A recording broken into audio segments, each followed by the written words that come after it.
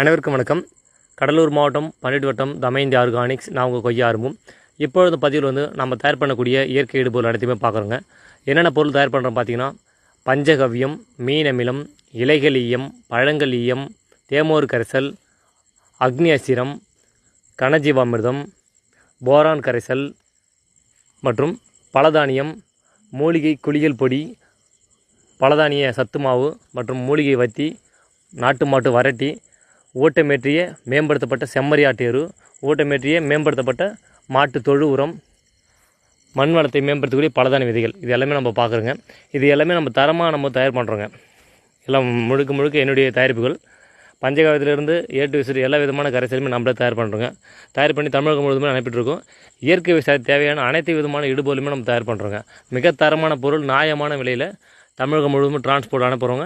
தேவைப்பட்ட நபர்களும் தொடர்பு கொண்டு மெட்டீரியல்